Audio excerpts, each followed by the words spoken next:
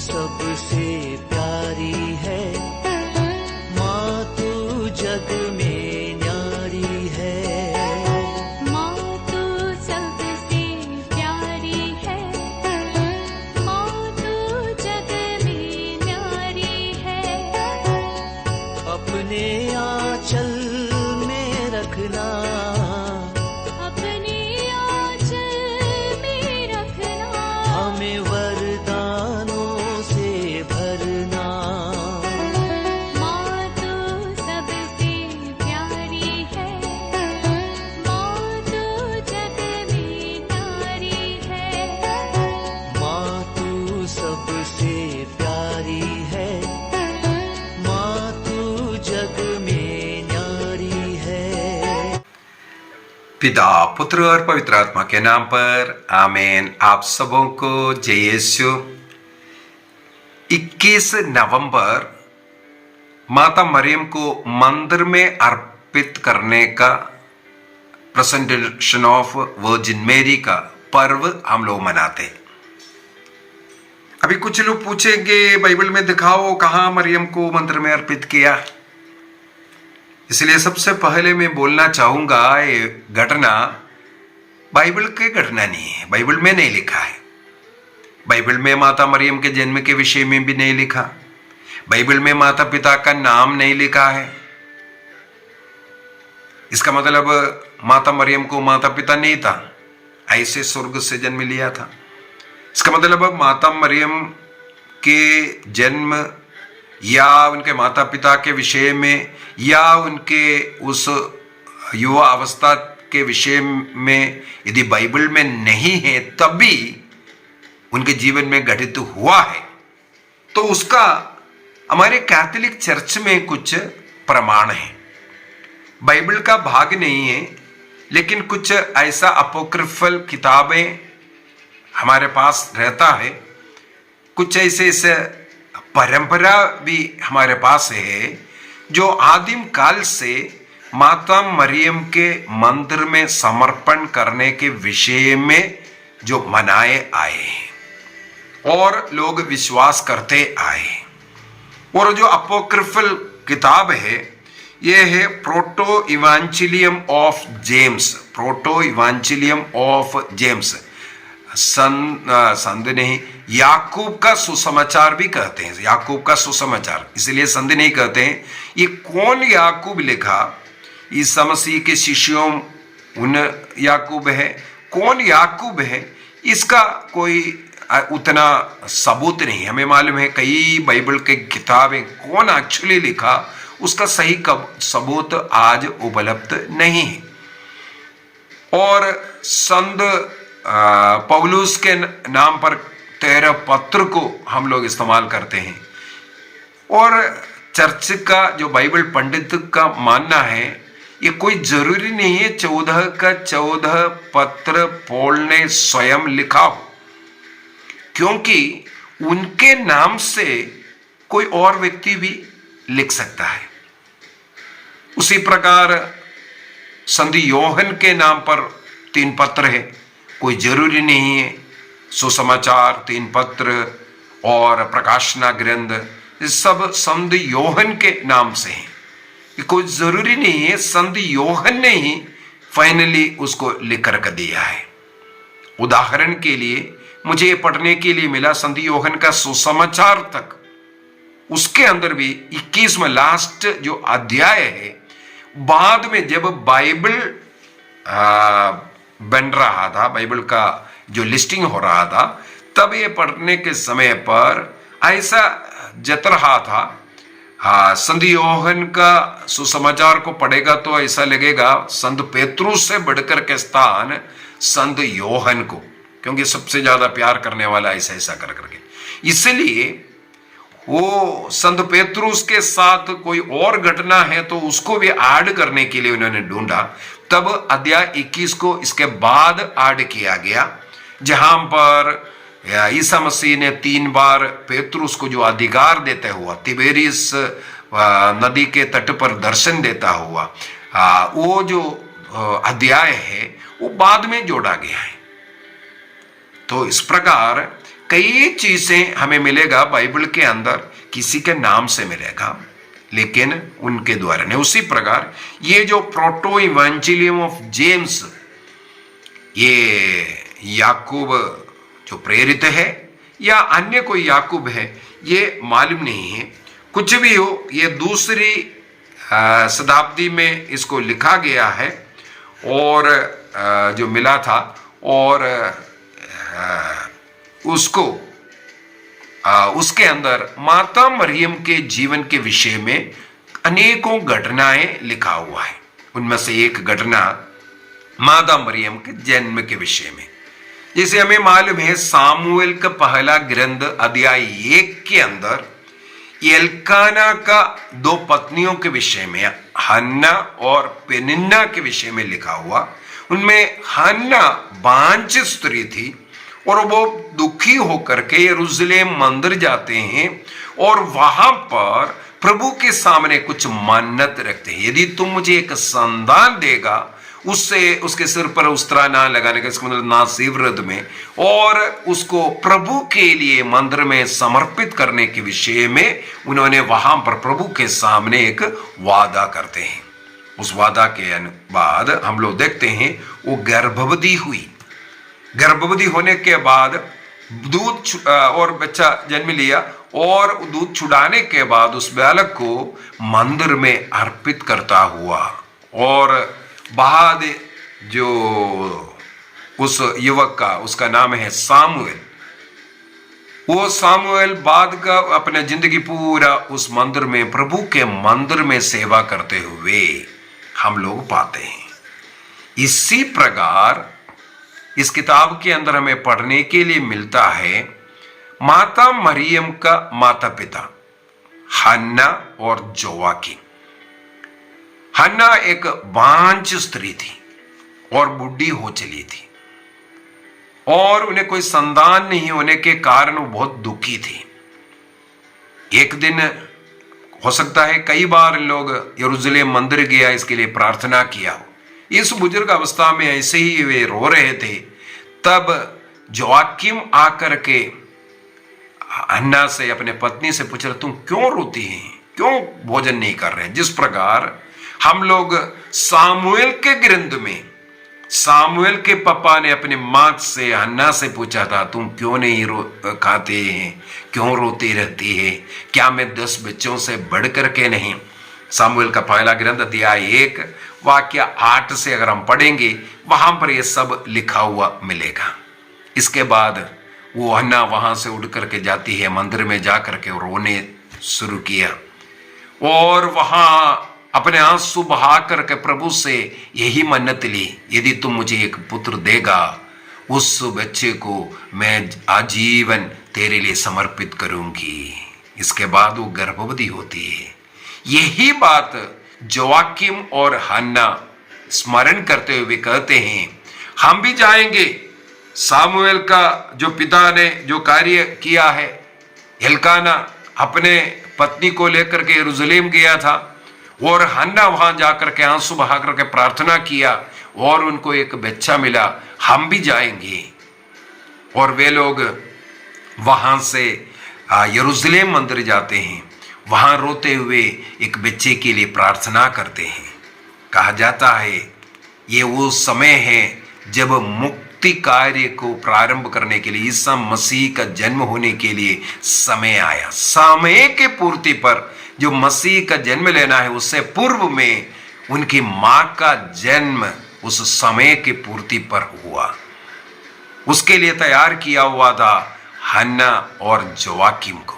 वे यरूशलेम मंदिर जाकर के प्रार्थना करते हैं और जिस प्रकार सामुएल की मां हन्ना ने निर्णय किया, मैं अपने पुत्र को तुम्हारे लिए समर्पित करूंगी, उसी प्रकार ये हन्ना और जोवाकीम भी यही प्रार्थना किया, यदि तुम हमें एक संतान दोगे, उस संतान को हम तेरे लिए इस मंदिर में आकर के समर्पित करूंगा, ताकि ये जो दुख है, मैं बांझ है, बच्चा नहीं है, ये एक दुख, एक कलंक मुझसे हटा ले। विशेषकर उस जमाने में ऐसे लोगों को बिल्कुल पापी मानते थे और आजकल भी ऐसे ही निसंतान दंपति लोग बहुत यातनाएं सहना पड़ता है। उनके घर वाले हमेशा टोन मारेगा, कहीं सर्विस कर रहे हैं वहां लोगों का सुनना पड़ता है, और छोटी मोटी बात पर औरतें रोना पड़ता है। इस प्रकार दुख सहने वाले लोग, यहां पर हन्ना और जोआकिम भी यही किया।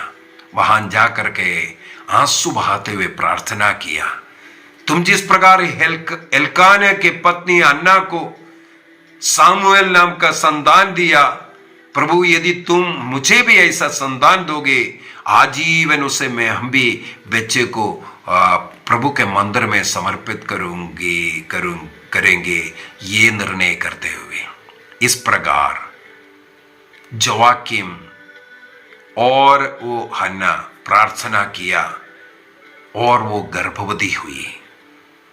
समय की पूर्ति पर वो अब एक बेटी को जन्म देते हैं। बेटी को देकर के, क्योंकि प्रभु के लिए साधारणतः लड़कों को अर्पित किया जाता है, लड़कों को समर्पित किया जाता है। पहलौटा लड़का प्रभु के लिए, लेकिन ये लड़की है, तब भी इन्होंने निर्णय किया, प्रभु ने दिया है, इस लड़की को, इस बेटी को हम समर्पित करेंगे। जैसे सामुएल के विषय में लिखा हुआ है, दूध चुड़ाने के बाद उन्हें उनकी माता पिता ला करके यरूशलेम मंदिर में समर्पित किया, उसी प्रकार हन्ना और जोआकिम भी उनके बुजुर्ग अवस्था में मिले इस बच्चे को, बेटी को ला करके 3 साल की उम्र में अर्थात दूध छुड़ाने के बाद इस मंदिर में अर्पित करते हैं। और कहा जाता है आगे 9 वर्षों तक माता मरियम का पालन पोषण उस मंदिर में हुआ, मंदिर की सेवा करते हुए और मंदिर में प्रभु के विषय में पढ़ते हुए, और वहां पर जितने भी भाषण वगैरह होता था, जो पुराना विधान को जो पाठें जो पढ़ा जाता है वो सब ये बेटी पढ़ती थी।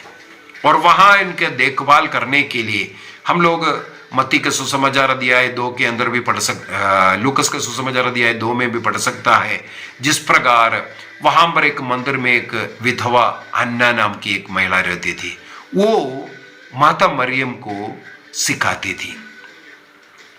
वो मसीह के विषय में, आने वाला मसीह के विषय में सब बता करके दिया, और समय के अनुसार अभी आने वाला उस समय है।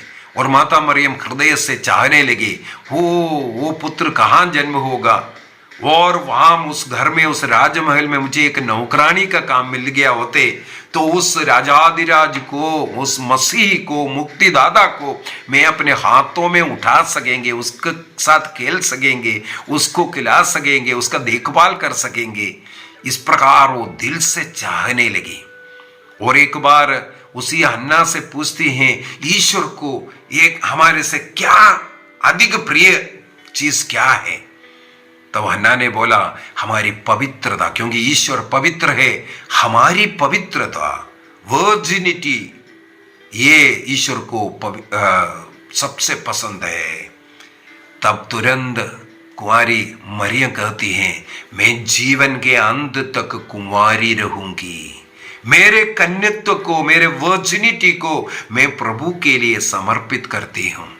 इस प्रकार उस मंदिर में, यरूशलेम मंदिर में उनका पालन पोषण हुआ। और सक्रियस उनके कुटुंब के हैं, पुरोहित हैं, वहां सेवा करने वाले हैं, वो भी देखता था। और विशेष रूप से जो महिला के रूप में एक विधवा जो अन्ना रहती थी, वो उनको सिखाना, उनका अन्य कार्यों को देखना, ये सब करने वाली वो अन्ना थी। इस प्रकार वो बड़ी करके आए।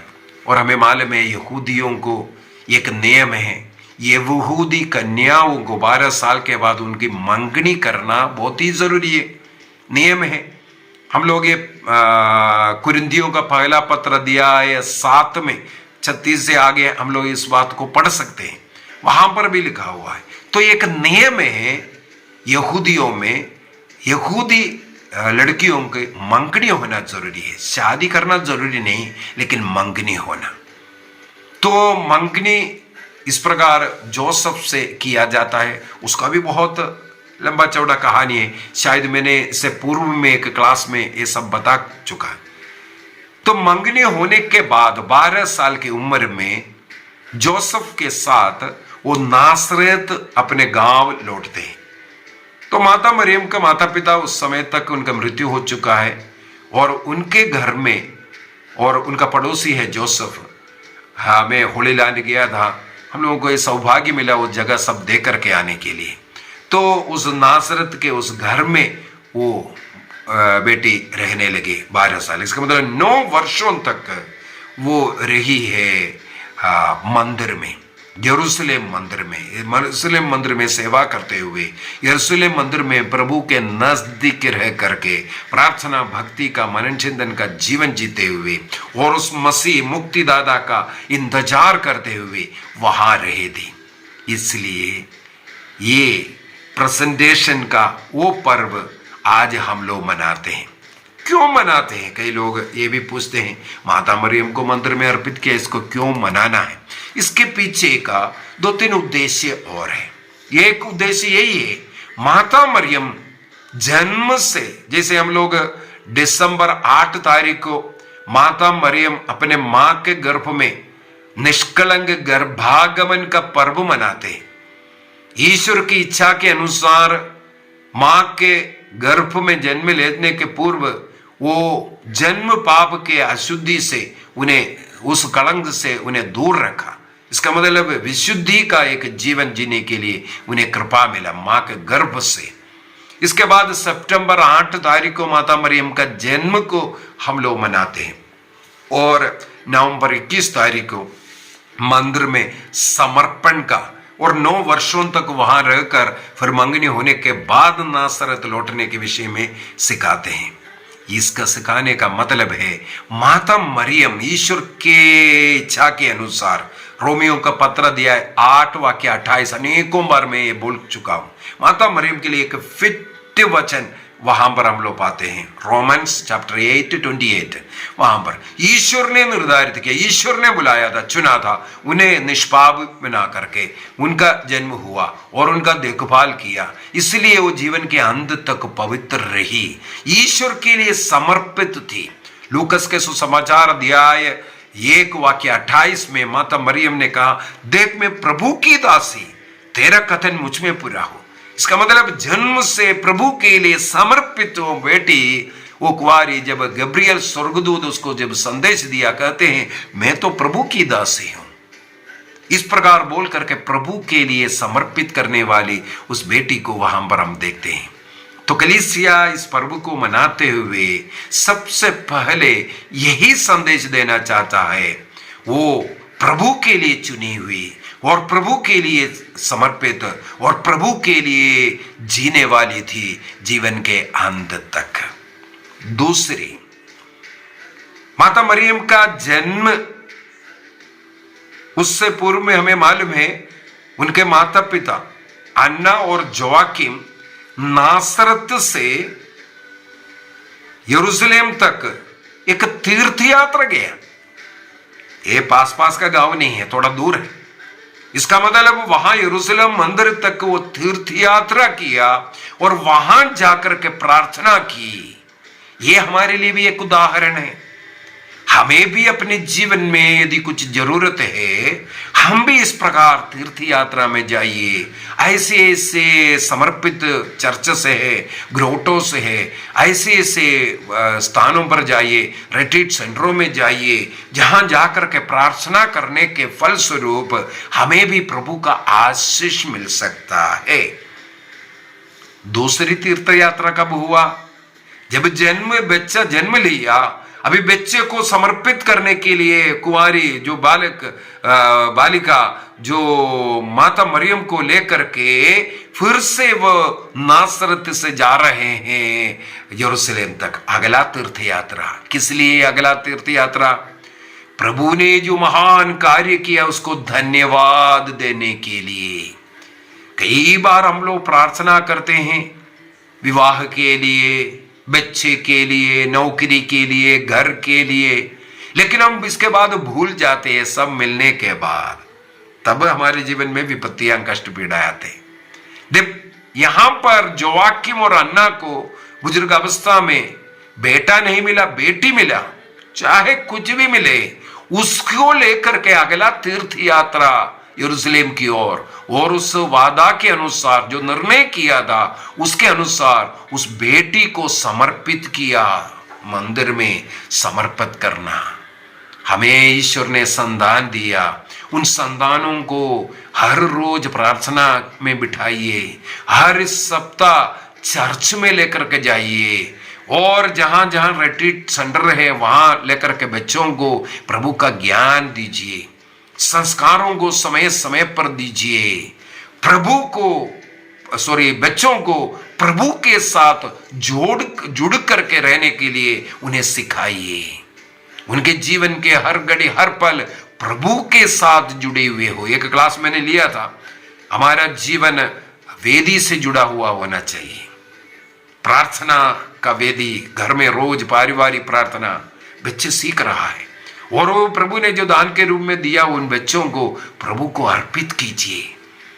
इस प्रकार हमें भी तीर्थ यात्रा, यदि संभव है, बच्चों को लेकर के पास के कोई तीर्थ स्थान तक जाइए। यहां हमें सिखाते हैं, हमें भी ऐसा तीर्थ यात्रा करना है। अगला चौथा, माता मरियम एक लड़की है, यहूदी परंपरा के अनुसार समर्पित करते हैं पहलौठा लड़के को, लेकिन इन माता पिताओं ने लड़की को भी समर्पित किया, क्योंकि उन्होंने समझा इसका बुलाहट क्या है, प्रभु के लिए समर्पित बच्चा है। जब हमने ये वादा किया तब हमें संतान मिला, तो इसका जीवन प्रभु से जुड़ा हुआ होना चाहिए। माता पिता पीछे नहीं हटा, उन्हें प्रमोट किया, और वो बच्चे भी समझने लगे मैं तो प्रभु का हूं, प्रभु के कार्य के लिए समर्पित है। इसी प्रकार ईश्वर ने हमें जो संतान दिया है, उनकी उस बुलाहट को पहचानिए। हम लोग हमेशा सोचते हमारा बच्चा डॉक्टर बनना, इंजीनियर बनना, ये बनना, वो बनना। कितने माता पिता चाहते हैं मेरा बच्चा एक पुरोहित बने, एक सिस्टर बने, मेरे घर से भी, मेरे परिवार से भी एक पुरोहित हो। हम लोग खड़े होकर के पुरोहितों का कमियां बोलते हैं, सिस्टरों का कमियां, अरे फादर सिस्टर ऐसा है वैसा है।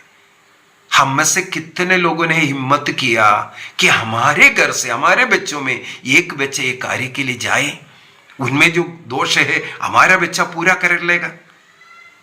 क्यों नहीं है? हमें बपतिस्मा चाहिए, हमें पाप स्वीकार चाहिए, हमारे शादी विवाह चाहिए, हमारे दफन विधि चाहिए, सब कार्य पुरोहितों के द्वारा चाहिए, लेकिन हम क्यों नहीं चाहते हैं हमारा भी एक संतान पुरोहित बने। यहां पर ये पर्व मनाते वक्त हमें ये भी सोचना है, हमें बुलाहट के लिए प्रार्थना करना है, हमारे बच्चों को उस रूप से पालन पोषण करना है। यदि उनको बुलाहट है पुरोहित बनने के लिए या धर्मबहन बनने के लिए, उसके लिए वो समर्पित हो जाएं। अगला, इस समर्पण जीवन में जो कठिनाइयां हैं, छोटे बच्चे 3 साल के बच्चे को उस समय पर समर्पित किया। देखो प्रभु पर कितना भरोसा किया वे। इस समर्पण जीवन में, इस जीवन में माता पिता का प्यार नहीं मिल रहा है, खाना पीना क्या होगा, क्या क्या चिंता हो सकता है। लेकिन इन जोआकीम हन्ना हो या हम लोग सामुएल के माता पिता एल्काना और अन्ना हो, उनमें हम लोग देखते हैं 3 साल की उम्र में ही दूध छुटाते ही मंदिर में अर्पित किया। भरोसा प्रभु में, माता पिताओं को भरोसा होना चाहिए प्रभु में। माता पिताओं का विश्वास बच्चों में जाता है। ये पर्व हम माता पिताओं के लिए भी है। हमें ईश्वर पर भरोसा करना है। हमारा बच्चा बड़े होकर के कमा करके हमें खिलाएगा या हमारे खानदान को आगे बढ़ाएगा, ये एक झूठी सोच है। हमें अपने बच्चे चाहे डॉक्टर, इंजीनियर, कुछ भी बनने दो, लेकिन प्रभु से जुड़ा हुआ हो, प्रभु से जुड़ा हुआ बच्चे, प्रभु से जुड़े रहने वाला, और एक उदाहरण का जीवन, उनका जीवन देख करके अन्य बच्चा यीशु को समझना चाहिए, जानना चाहिए। यदि प्रभु की इच्छा है, उनको पुरोहित आई है या धर्मबहन बनने का है, प्रभु उठाने दो। प्रभु पर भरोसा करना, ये नहीं सोचना उनका वहां उस जीवन में कठिनाइयां होगा। कठिनाइयां हैं, डॉक्टर बनने से कठिनाइयां नहीं है, इंजीनियर बनने से नहीं है, सोल्जर बनने से नहीं है, ड्राइवर बनने से नहीं है। कौन से जीवन में कठिनाइयां नहीं है? सब जीवन में है। तो उसी प्रकार मेरे विचार में उससे भी अच्छा है प्रभु के संगति में रहने वालों को वो कठिनाई आनंद लगता है। तो हमें इस माता मरियम का समर्पण का इस दिन में इसको याद करते हुए अपने जीवन को आगे बढ़ना। आइए हम अपनी आंखें बंद करें। माता मरियम को 3 साल की उम्र में मंदिर में अर्पित किया गया। अगले 9 वर्षों तक प्रभु से जुड़ा हुआ, मंदिर से जुड़ा हुआ, प्रभु के वेदी से जुड़ा हुआ एक जीवन माता मरियम को मिले, विश्वास में, भक्ति में बढ़ने का और उस मुक्तिदाता के विषय में सुनने का। वही उन्हें आगे उस मुक्तिदाता का मां बनाया, ईश्वर की मां बनाया। हमें भी यही जीवन जीना, प्रभु से जुड़ करके अपने परिवार को, अपने बच्चों को, अपने प्रियजनों को प्रभु से जोड़ दीजिए, प्रभु पर भरोसा कीजिए। इस पर्व में हम निर्णय करें और प्रार्थना करें हमारे परिवार से भी प्रभु बुलाहट हो, कोई पुरोहित, कोई धर्म बहन बने। समर्पित करें। पिता, पुत्र और पवित्र आत्मा के नाम पर आमीन। आप सबों को जय यीशु।